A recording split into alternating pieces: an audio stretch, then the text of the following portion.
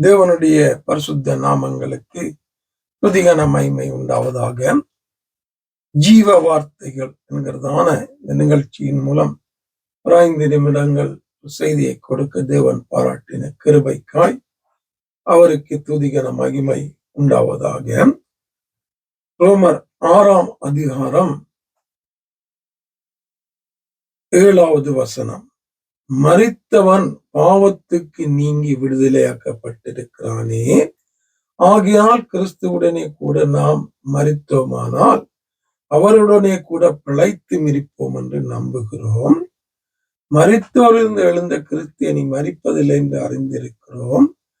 மரணம் இனி அவர் ஆண்டு கொள்ளுவதில்லை.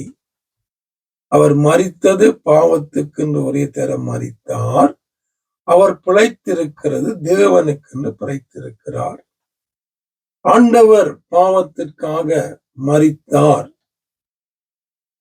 நாங்கள் ஞானஸ்தானம் எடுக்கும் போது நாங்களும் பாவத்துக்காக மரிக்கிறோம் என்பதாக இங்க சொல்லி கொண்டு வந்துட்டு என்ன சொல்றாரு, நாங்க பாவம் செய்வோமா இருந்தால் நாங்க மீண்டுமாக எங்களோட ஆத்மா சாகிறது, மரிக்கிறது என்று ஆத்மாவை குறித்து இங்கே பேசுகிறார்.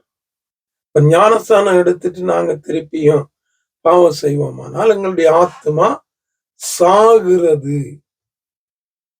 தேவனை விட்டு போகிறது, பின்வாங்குகிறது, அங்கே நித்திய ஜீவனை இழந்து போகிறது என்பதை இங்கே சொல்றார். கிறிஸ்து ஒருக்கா மரித்தாரு பாவத்துக்கென்று, அவர் ஒரே தரம் தான் மரிச்சாரு. நீதிக்கென்று அவர் உயிர் தெழுந்தாரு, பாவத்துக்கு மரித்து அவர் உயிர் தெழுந்தாரு.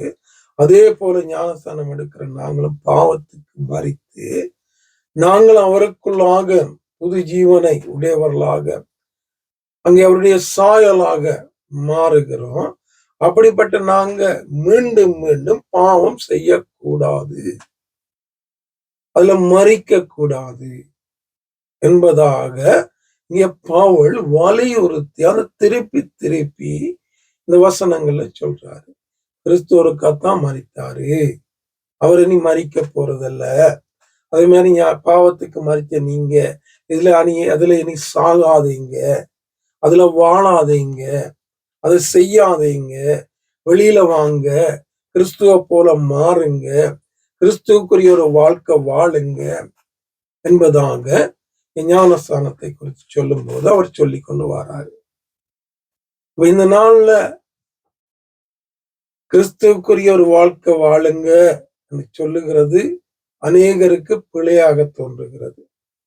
கிறிஸ்துவுக்குரிய விதமாக உங்களை மாற்றுங்க, இப்படி இருக்காதீங்க, வேதம் இதைத்தான் சொல்லுகிறது, இப்படி வாழ்ந்தாதான் பரலோகத்துக்கு போவீங்க, நித்தியத்துக்கு போவீங்க என்று நாங்க பிரசங்கிச்சா அதை கேட்கிறதுக்கு அநேகருக்கு விருப்பம் இருக்கிறது இல்லை.